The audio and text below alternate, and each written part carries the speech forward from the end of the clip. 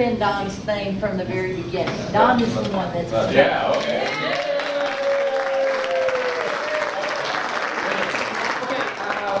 I just want to make sure when we left last night, everybody got the tumblers. Is that correct? Anyone that did not get them? Yes. Okay. It looks like this. We got one. Okay, good. And you know what I'm going to suggest, we just did not have one, is a patch. So kind of keep that in mind as I go forward here. A couple other people I want to thank is Dale. He's done a lot of stuff with this. Ed Madden's putting, where's Ed? Ed's putting a list together for all of us with all our addresses and phone numbers and email addresses. So he's getting that to us. So thank you for doing that, Ed. And GI, you know, we're looking forward to some great photos. Yeah, yeah. Especially since Matt Miller got there.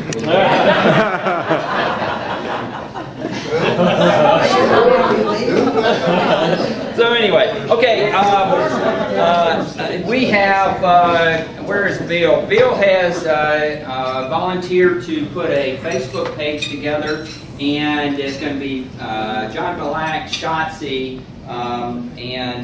so we can put all the photos all in one, and he's going to get us something over the email with how to sign on and all that kind of stuff. So that's going to help all of us get all these pictures and stuff on there. So thanks, Bill, for doing that. The big thing is that we have got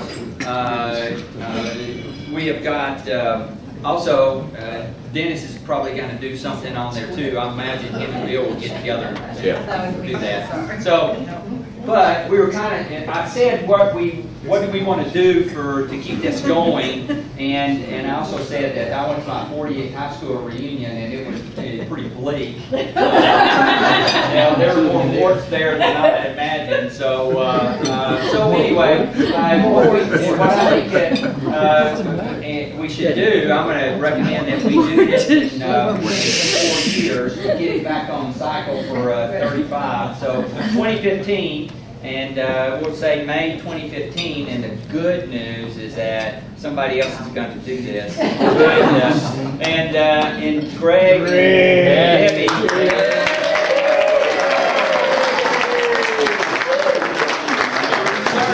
All you have to do is get them on a blow bomb table after 3 shots. So thank you for doing that, y'all. We have. And when we think about what we want to do and how we want to adjust what we do, you know, we want to do this different or that different. You know, what my suggestion is please be vocal about it and get on the email and email Greg and Debbie to just say, hey, listen, I'd like to see this happen or that happen or that happen. So just be a participant in that to make it even better. So.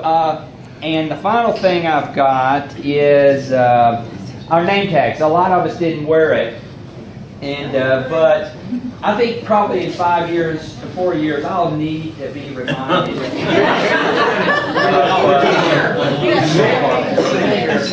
Well, yeah, that's right. And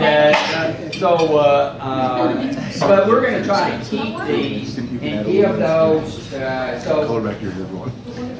Debbie and Greg are going to be at breakfast tomorrow about 9:30, and if you would bring them to them then. Okay. Now, if you're not going to be here then, if you're leaving early, because we're going to probably leave early, arrange that. Give it to somebody that can do that. So that just saves, one, it saves money, and two, it saves time. Melanie's over here doing cutting out and all that kind of stuff. So do that. So with that being said, any questions or comments you want to? Yes. I have 2 comments. Okay. One is, I don't have a picture. I bet you have one next time. And was it this one you wanted? Do that again.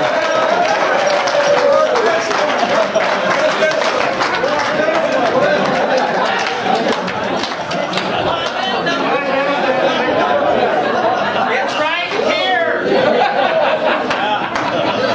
Comment number 2.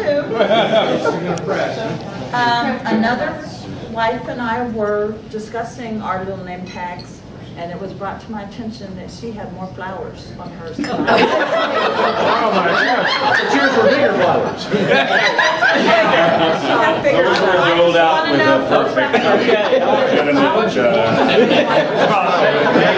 Seniority to me or something. You got it. You got it. Okay, it's yours. If I was doing it next time, I'd have a long meeting. Only got 3.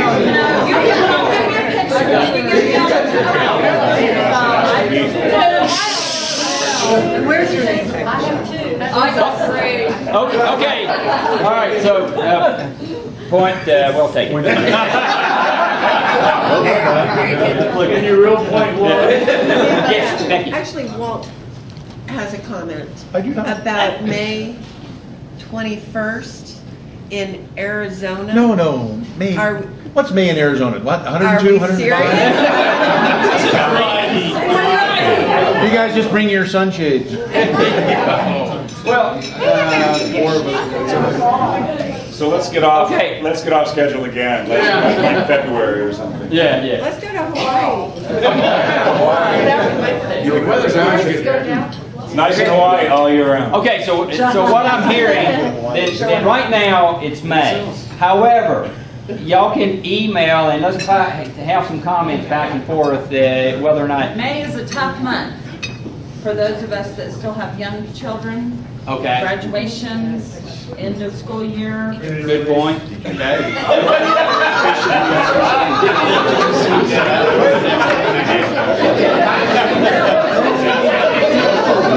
All right. So Greg, just block out the whole year. Just block it out. We'll figure it out. But good point. Good point. Okay. All right. So we'll just settle it at 20.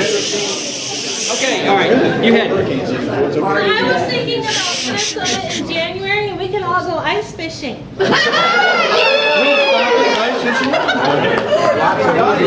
You're insane.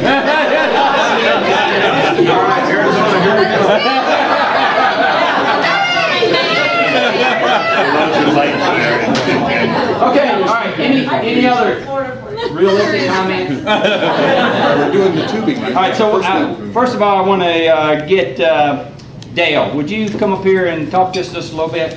All right. Don't bend over and let them see you.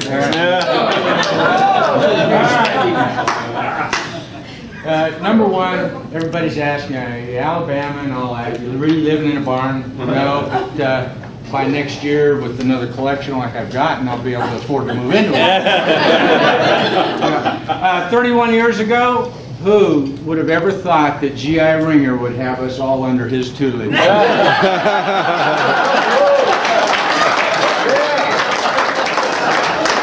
All right. Yeah, Dana did. Yeah. I look around the room. I get 2 quick, kind of flashback things here. One is how lucky you gentlemen have been to marry up so well. And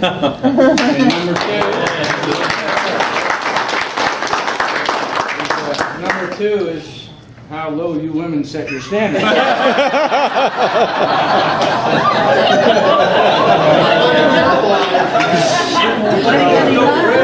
She was bottom fishing when she found me. Anyway, setting all this up, I kind of had an idea, and I checked with a couple people, and I checked with Donnie, and he said, yeah, I think about it a little bit, and then he proved what a used car salesman he is. Talked to him a little more about it, and he said, yeah, that's a great idea. And that's where he bent me right over the hood of that Ford. He said, why don't you take it and run with it? But I wasn't smart enough to run fast enough. So we took on a project, and I immediately found out that I was well in over my head on this project. So I sent out a call for help, and Billy Miles answered the call. And Billy Miles took my small idea, and he expanded it into something that is probably more on the presidential level of quality and thought than what I had to come up with. And so when you do see this project, I want you to don't think of me, think of Billy Miles. So, and that'll become obvious here in a little bit. The idea was 15 years ago I retired and they had a nice ceremony and it was pretty damn neat. And it was kind of a marker in your life. And a lot of y'all have already done that. And we've got a few that haven't. And I wanted to do something special for somebody that I kind of wanted to be there, but I figured, number one, I probably wouldn't get a gold-plated invite. If I did, I would be so far back in the stands I couldn't even see the bleachers, you know. So I said, why don't we do something for Duncan while we're all gathered up? So that's what we've done. And Duncan, if I could have you come forward. Yeah.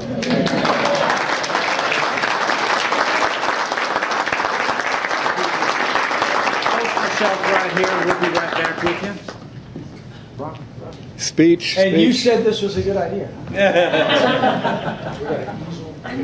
We got him playing blow ball.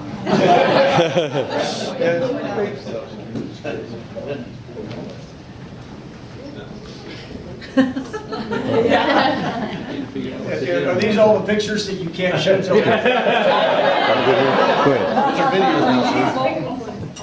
All right. Yes, to kind of honor Duncan, 37 years, has that always been? He's gone a little farther than I thought he might. But I think he's been an asset to our nation. He's certainly been an inspiration to our class. And he's that one guy, when you say, you know, I know somebody that made General that isn't one of them. He's a real one of us, and to this day he still is. So, Duncan, if you would just grab this corner down, just take it right down off, drop it on the floor. We'd like to present this to Duncan.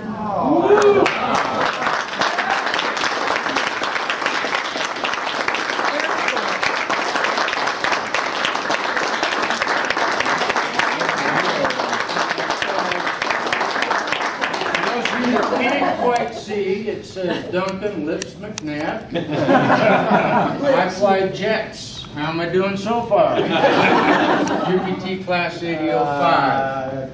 And Billy Miles did this beautiful picture of a Nice, 41. Great work. Did these patches. Everybody signed it?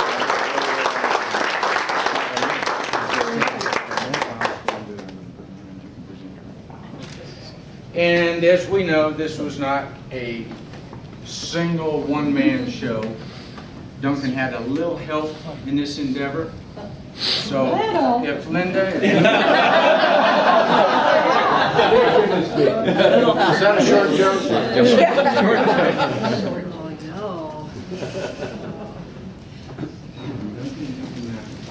Duncan, why don't you say a few words about your helper here?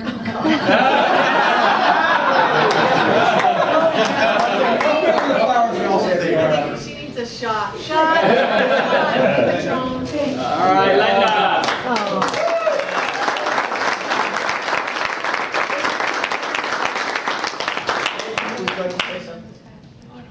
No, thank you.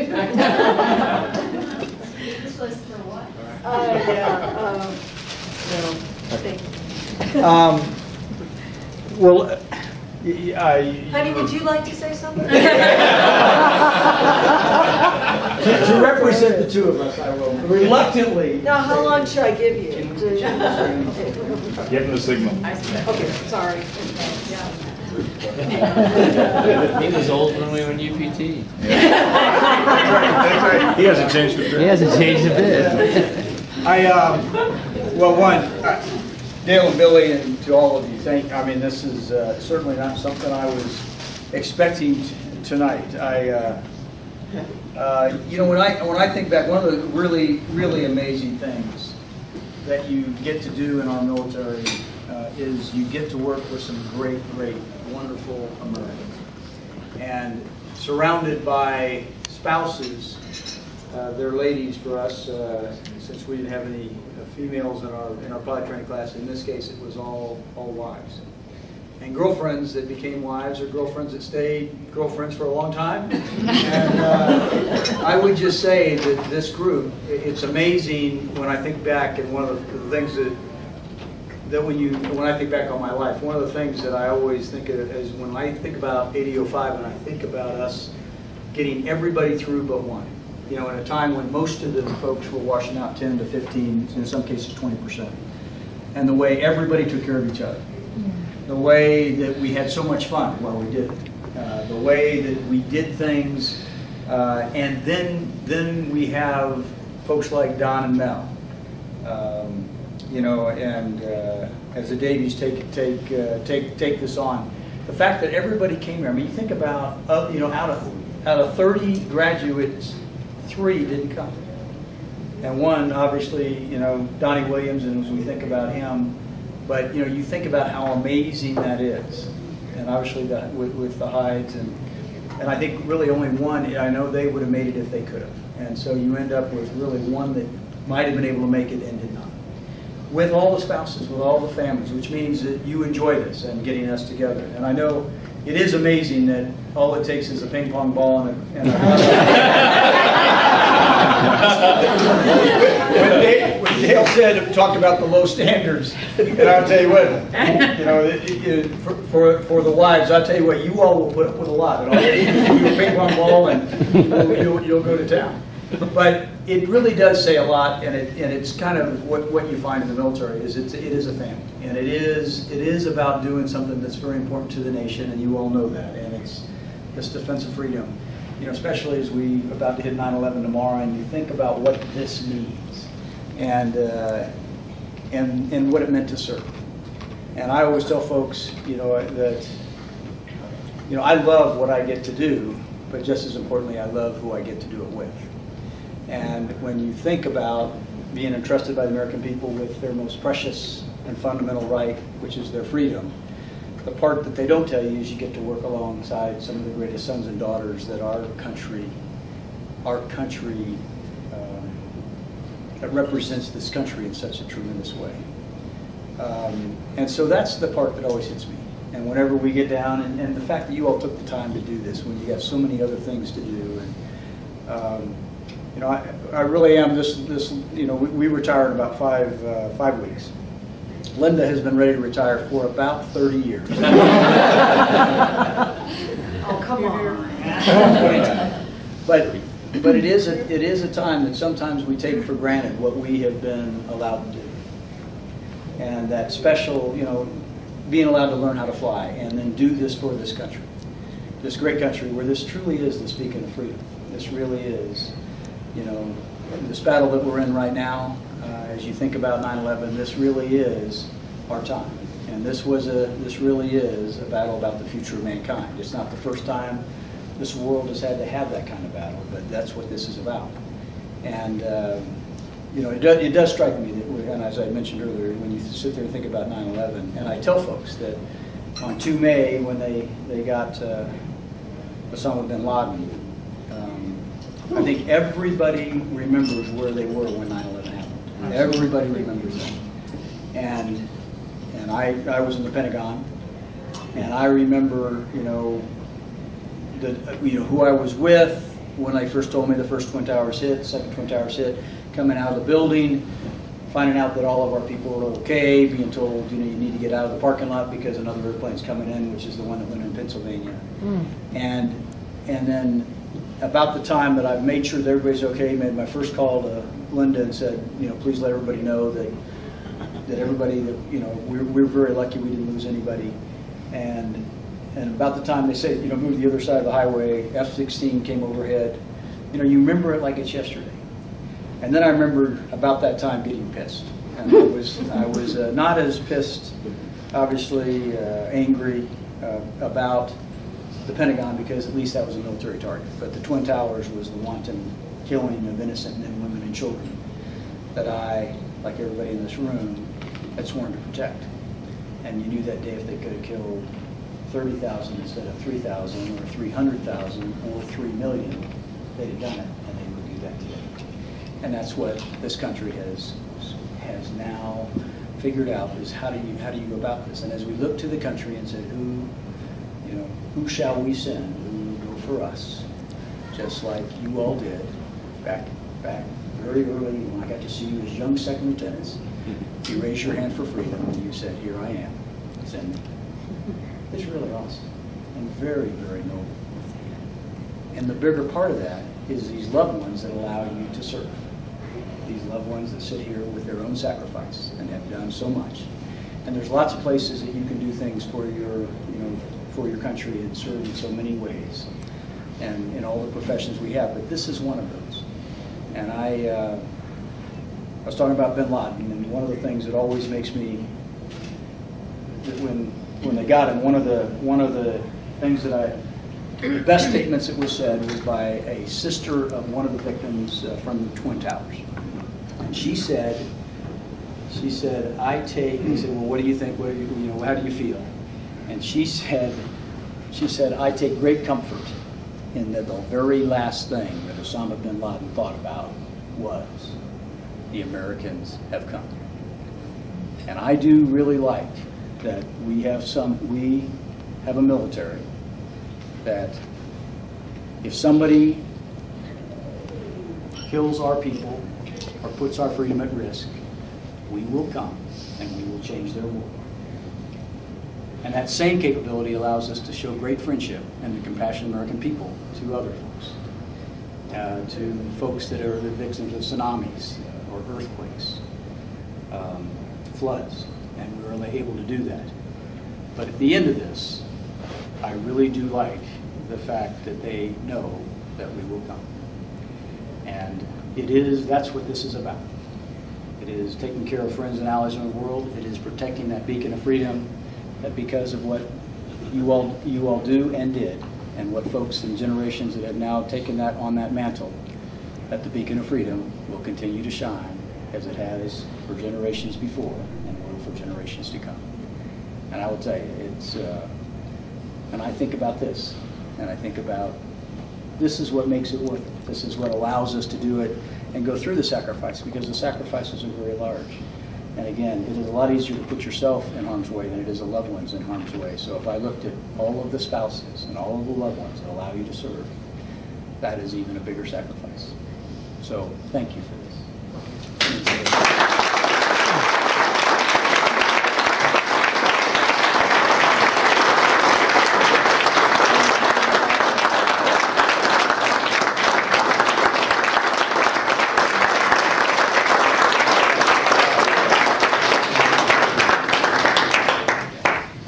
I'd like to propose a toast. We sleep safe in our bed because hard men stand ready to do great violence to those that would harm us. General McNabb, our brothers and sisters in uniform. Here, here, here. I would like to propose a toast again to Don and Melanie, because if they didn't do this, we would not be standing here today. Here, here. I'd like to propose a toast to the little ping pong ball. Smell of my breath like it did. To the ping pong ball. To the ping pong ball. Gary Hale. It's your floor. Please sit down. I don't know about y'all, but I think I'm vote for president next time. Thanks, Gary. Yeah. I'm afraid we moved from the sublime to the ridiculous.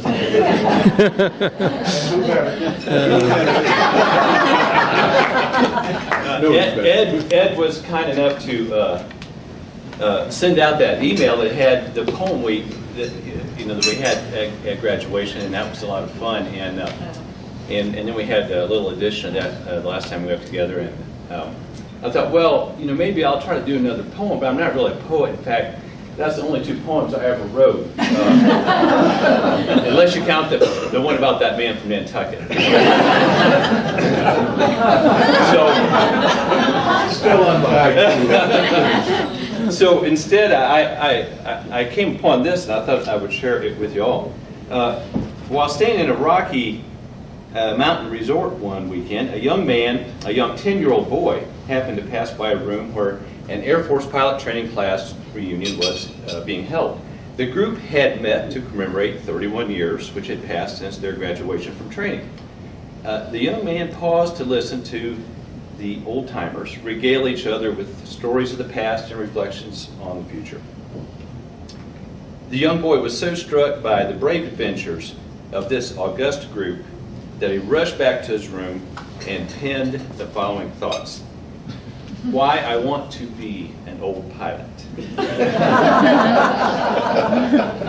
Old pilots don't have to worry about fashion anymore. They can wear comfortable shoes. They can wear those pants with elastic in the waist, and they don't have to tuck in their shirts anymore. Old pilots don't have to have six-pack abs. Instead, old pilots get to drink six-packs. They got a keg. And this builds up their abdomens. Well, old pilots still hang out with hot chicks who probably lie and say that they're almost old enough to be grandmothers just so that they can hang out with old pilots. But they don't look that old, and they're really pretty and hot. Yeah, that was, yeah, here. Gratuitous sucking up there. Old pilots can make up stories about each other when they were in pilot training. Then they can get mad and call each other damn liars and slap each other on the back and go buy each other more beer. This builds up their abdomens. Old pilots have lots of money. This is good because they can spend it on a Harley Davidson or an RV or maybe a boat. Plus, they need lots of money because beer don't buy itself, you know.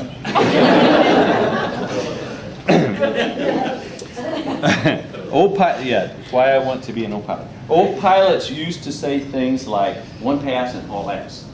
Now they say things like, I wish this kidney stone. Old pilots still remember how to fly, but they don't always remember to zip it.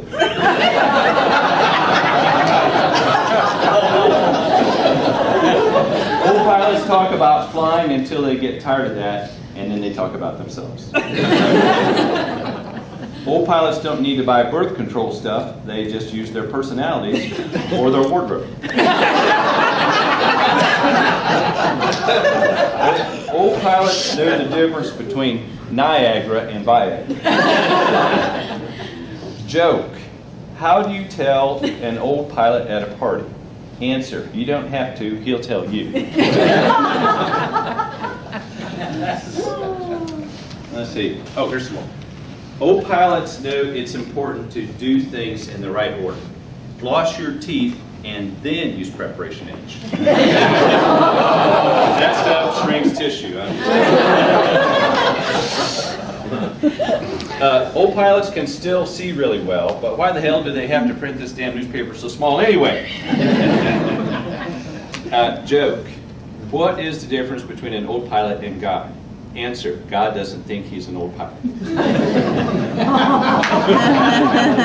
Why I want to be an old pilot.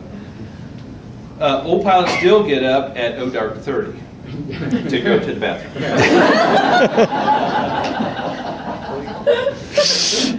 Old pilots think the Air Force has gone to hell in a handbasket, and there's only one 4-star general left who's worth walking across the street to piss on if he was on fire, and he's about to retire.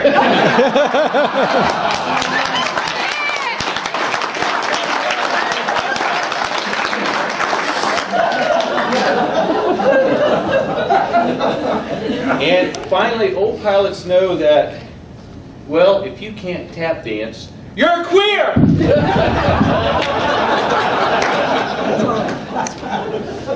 I'll probably open for a better response from that.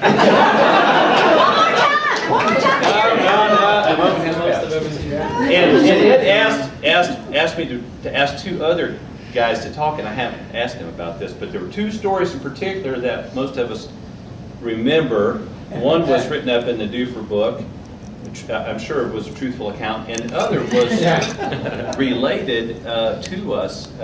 So, Russ, G-Man Brock, I wonder if you can come up and tell us the story about the triple spin half twist with the dismount. And then if Jerry, if you come up and talk about the shutdown of the entire western coast stratospheric.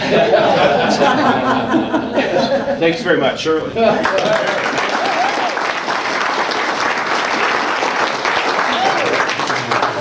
Hey, Russ, hold on a second. We should have been out of here at about an hour ago, but since Matt Miller wasn't here yet, so we but we're good. But we're going to ask them to just go ahead and clear off the table. So they'll do it as quietly as possible. But Russ, you're on. Can they hold a little bit? It'll mess up the noise here. Yeah. See if they'll ask him. Slip in 20. Slip in 20. Thank you.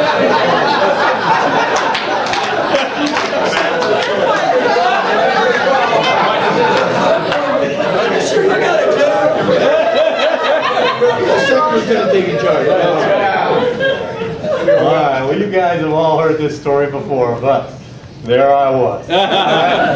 Taking off in my T-37, one of my first solos, climbing out to one of the working areas. And you guys remember, they were divided into high and low areas, and there was a neutral space in between. So I'm in the low area working, and I'd gotten massive criticism the day before for my Immelman. You know, you gotta center the nose on a point. You gotta get a little rudder when you give them the aileron to turn the plane upright again. All right, so I was gonna practice that. So heavyweight T-37, if I remember correctly, you weren't supposed to do any spin training with fuel in the wings, right? So this is one first maneuver, second maneuver, third maneuver. You know, getting that dive, firewall the throttles, nose up, inverted, looking for that point in the horizon. Little rudder good, a lot of rudder better. Slamming the rudder, stick pull to one side, all of a sudden, cockpit, full it around, full air, full it around again. All right, I don't remember the spin procedure, but you guys remember it. Go through it once, nothing. Full of ground, full air, full of ground, full air. Go through the spin procedure again, nothing. Full of ground now, looking up at some ground, full of ground. Spin procedure the third time, nice and slow, step by step. Aircraft recovers, looking down, see the altimeter, 6,000, 4,000 feet, well below the average elevation of the territory out there. Happened to be over one of those benevolent valleys that they have in Arizona. But my concern, not for my life, my concern, being violated. Last step to the spin procedure. Transponder off. Where are you, student 3-1? Where I usually am, sir. Left seat. Okay. Max performance climb to the altitude. Safe recovery. My secret for what? 6 or 7 more months. The stuff of my dreams for many years afterwards. Thank you. Oh, wow. That's great. Okay.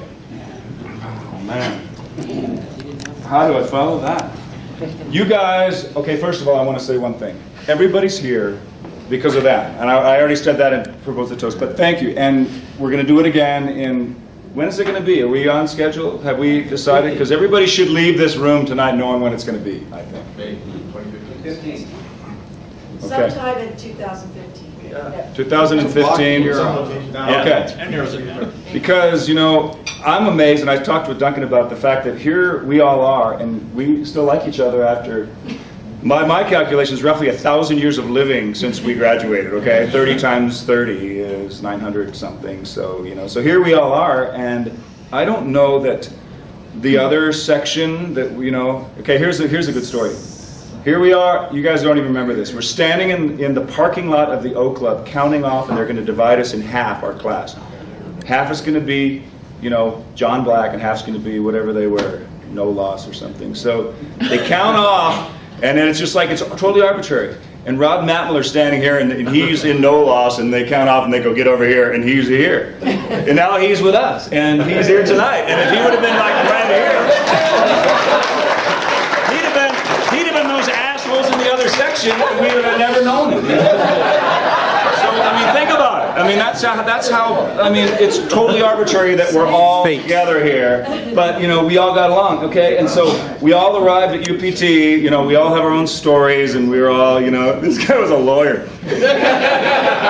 Everybody at graduation, everybody's parents were going, "You're such a good boy, you made it through pilot training." And his dad's just sitting over in a three-piece suit looking at him like, "Ah, you ass. You left the firm, you know, to do this." Surrounded by that. Yeah, now you're surrounded by assholes. So anyway, so we all show up, and I know, afraid, you know, unprepared, you know. I mean, so here we are, and we made it all through together. And the class leader, who's kind of the mission, Duncan, was like, get all these guys through. And so look at us, and we all made it through. I mean, really.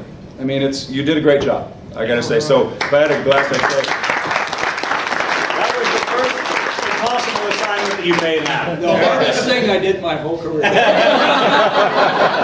People ask me, I'll say, that was it. So anyway, this guy has been putting on a uniform for like, since 1970, like 41 years. And in 5 weeks, you're not going to put a uniform on after that, right?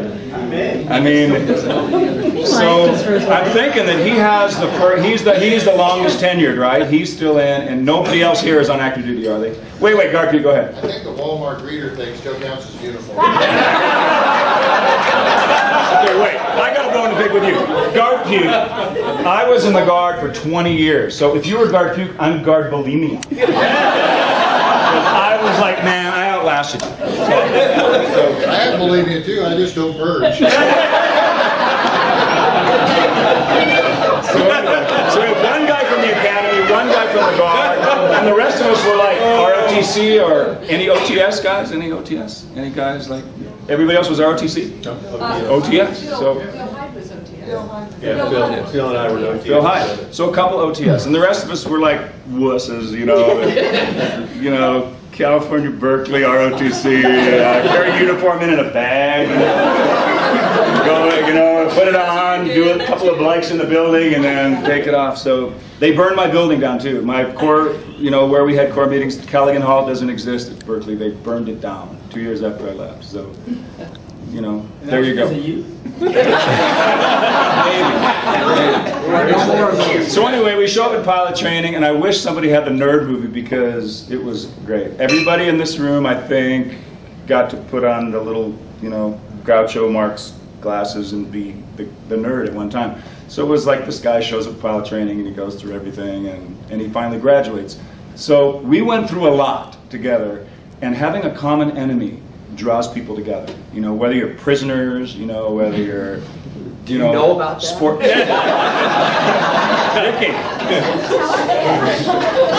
We were cellmates.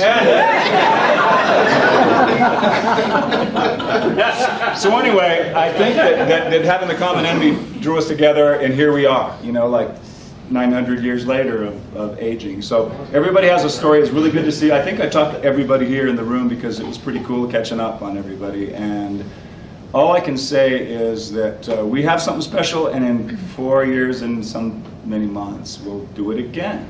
You know, and my story from pilot training, you guys have all heard it before, but I flew. I think I was behind Mark. Here's this thing as a solo cross country. First of all, you know, we flew this little plane that was kind of like blunt in the front, didn't go so fast with straight wings. And then after we had like 50 or 60 hours of training, we got into this pointy thing that went supersonic, you know, and we could get in trouble in that thing. And so here we are going solo cross country from Phoenix, Arizona to somewhere in LA, March Air Force Base. And so we're all like, this is the easiest thing. I can hear the radio changes of the guy in front of me. And every time he answers the radio, we're all going, because he's from Arkansas, you know. So, and it's you're in Phoenix, you know, you're in Arizona, heading to California, and I got the dark visor down, and it's like this beautiful day, and whoever's job was to pick where we're going on this solo cross country, we're supposed to pick a place with good weather. Well, this front had moved in off California, and now there's like this big cloud bank over March Air Force Base, and so we're heading in, and they told me, you know, I was a cookbook guy. It was like, you know, put the gear down, you know. You know, so they said, get a turn and holding. If in fact you have enough fuel, if you have this much fuel, get a turn and holding for proficiency. So I said, oh, give me a turn. You know? So I go into holding, and the holding pattern is in the cloud. So now it looks really bad because I got the dark visor down.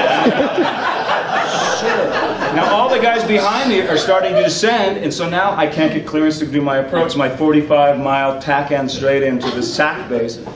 So I'm, hey, I need to start, and they go, no, there's traffic below. So everybody, including, okay, mother duck in the front, mother duck in the back, a bunch of stolos in the back. So the IPs are in the front. So even the IPs by me now. So I'm like got the stick between my legs, you know, and I got the whiz wheel trying to figure out when I'm gonna run out of gas, you know, going, damn, you know, I really need to land. And then they go, okay, you have approach. Oh, stand by. The field is closed. And my dad was in SAC, right? I grew up on SAC bases, the Claxton, you know, Walt knows, man, the alerts, you know, and the bus shuts down. Everybody runs out and gets in airplanes and maybe starts engines, maybe not, maybe takes off, maybe not. So I'm thinking, crap, this field is closed, you know, it's an alert. So he says, where's your alternate? And I go, Norton. So he goes, okay, turn right to such and such, descend to such and such. And I'm like going, man, the weather's getting worse. And I'm descending, and I'm like all set up for this tack end because the wind is from the coast because it's a front coming in here. So you've got to go to the east and land into the wind, especially in this T-38 that lands at like 200 miles an hour, you know, with no anti-skid and yeah. So anyway, long story longer, I set up for this approach, and then I get down like 3,000 feet, and this thing maneuvered at like 250 knots, I think. I mean, we're hauling ass. I'm hauling ass with no wings, just, you know, no instrument rating, going through, so no radar, and there's just rain and lightning and everything. I'm going, crap, and I hear a guard, C-141 local trainer, return to base, you know, because of, you know, weather, and I'm like going, crap, man, yeah, I shouldn't even be over here, but so I finally get down where I'm going to shoot the approach, and the Ontario approach goes, turn right to such and such, intercept the localizer, you cleared the localizer, you know, 09, circle to land 27, and I'm like, got it. And then I go, wait a minute, I'm set up for the tack end. And he goes, oh no, localizer. And I go, oh, and the localizer in the T-38 is down here. And you look down and you like dial something in down here. And then I look up, and all of a sudden, I'm through the clouds already, and I see bases of mountains all around me. And I'm just below the clouds, and it's just, there's no horizon, it's just mountain bases. And I'm going, shit. and LA. I mean, it's like, you know, East LA, and everything just spread out, you know, and I'm like, man, and he goes, climb back up to 3,000 feet, you're below the min, and I'm going, I like it here. And he goes, and you're passing through the local. As soon as I got it dialed in, so he goes, state intentions, and I go, give me a 360 or 270 back to the left, and I'll like go back and catch this course and go to Norton Air Force Base. So he goes, but you have to climb back, and I go, can't. I go, Willie 2-5 solo, I'm staying right here. You know? Because I was like, I could see the ground, and I didn't want to go back in the clouds. And it looked bad because I had the dark visor down. So I come around in this thing, just hauling ass around over LA, and I come around, and I'm about to hear, and I'm looking, and I go, there it is. There's the field. So I go, I got the field inside. He goes, contact Norton Tower on whatever. So I call Norton Tower, and the guy goes, okay, you're cleared to circle to land. So I like go out here, geometry, I go out here, and I have a turn radius to come back and land. So I do this thing, but my, you know, the length of the runway was not right for my turn radius, so I'm like, shit! So I'm like stroking the burner, going around, pulling, like I'm gonna make it. And I finally get here, and I go, I call base, not inside continue. I call final, he goes, not inside continue, and I go, okay, and I look down, and he goes, stand by, you're landing at a civilian airdrome. Do not land. And I got the gear down, I'm like 500 feet, and I see a bunch of Cessnas, you know. Shit. So the only thing to do now is go to afterburner, and I climb out, I put everything up, and he goes, what? State intentions, and I go, could I have a radar vector to the threshold? And he goes, this is Norton Tower. He goes, we have no radar, contact Ontario approach, and I go, I don't have gas to do that. I go, and he goes, hang on, and he's this black guy, and he goes, I got you inside. He goes, hang a left. So I look out, and here's one of these 141s, and there's a huge airport, and I go, wow, cool.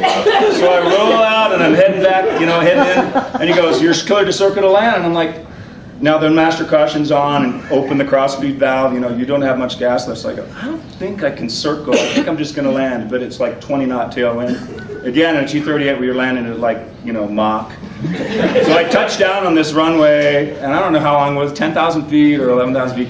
But it's just those, they have these boards every 1,000 feet that tell you how much is left, and it's just like 8, 7, 6. 1. And the nose is up, because that's the only way to stop it, because the brakes don't work, so you have like this. So finally it comes down, and the plane's doing, you know, like that. So I finally feel like, then it kind of goes like. And I go, oh man, I guess I got a couple flat tires. So I pull off, and I go, hey, I can't clear the high speed, and the tower goes, the field's closed, man. It's like, you know, the field's closed for weather. And I go, well, I can't taxi, and the follow me's going away from me over and over again. So I open the canopy, and it's raining like hell, right? So I get out, and there's this little toe hold that you have to like put your foot in, and because there's no ladder, and then I kind of drop down to the ground, and I'm like, crap, if I had wings, I'd take them off and throw them away. I don't have any, you know? So I tried to take my helmet off, but the dark visor is like, well, this isn't nearly as bad as I had the dark visor down the whole time. So I get in a truck, drive into base hops, and there's all these 141 crews on weather recall, the local trainers, and they're sitting around like, where'd you come from? And I'm soaking wet, with a G-suit on, and only my name tag, no wings, you know, and they're like, what do you, and I go, I just came in a 238, and they're like, what? Like, what are you doing here? And I go, I don't know, but I'm okay. And they're like, where's your IP? And I go, he's back at Williams, you know. So I called back to the base, and they were like looking for me, of course. Some of you guys were at March sitting there at the bar going, where's Mansell? So get this, the next day, the weather passed. Okay, they came and brought 2 tires to replace my tires. My tires still had the tits on them, you know, they were brand new tires. They had those little things, and the bottom was just gone. And so the mechanic goes, you landed with the brakes on, didn't you? Perhaps. So he gives me a ride back to March, and I go to the bar like, yeah, it was really bad, you know, lightning, thunder, but I got down.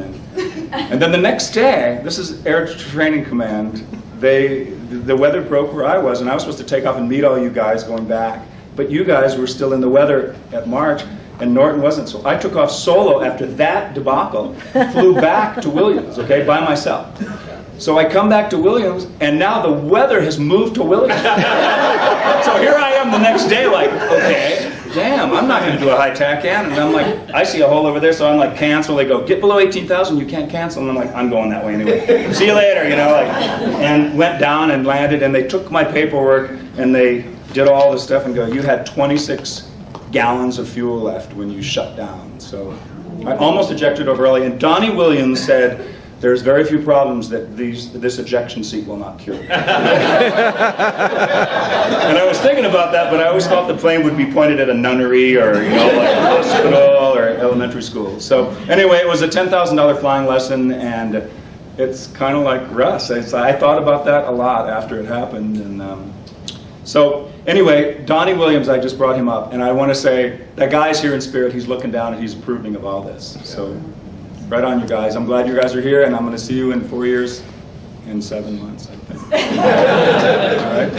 Well, anyway. Good job. Good job. Where's Don? Any closing remarks? Okay. I'd like to make a toast here. Okay. I know there's several of you that have done this. Most of us have not. But those of you guys that did your 20 years, would you stand up? Because I know this one did 20. You did 20 or stand up. Stand up. You guys who did 20 plus, stand up. 28. So those of us who did 6 or 30. Okay, I don't think you can compete with 37. No. But I would like to propose a toast to all you guys. Served our country, all of you. I appreciate it. Duncan, you're the last one to retire, I think, of the group. Again, it's been a great run. Thank you. Here, here. Here, here. Okay, who did the fewest number of years? Who ripped the taxpayers off the most? To the day. Who did fewer than 20? 6 years, 7 months. 6 years, 7 months. Yeah, but she's not getting a check anymore. Chrome. 6 years. 6 years. To the day. Okay. So Jerry Groom ripped off the government the most. That's why he's not here. That's what's not here. Exactly. Send him a bill.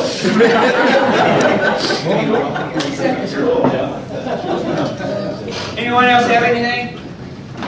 Then, good evening to the bar.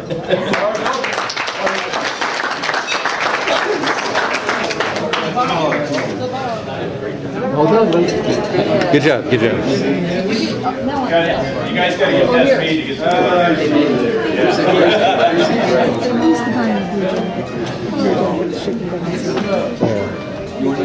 Just a minute, let me stop this. I'm sorry, where?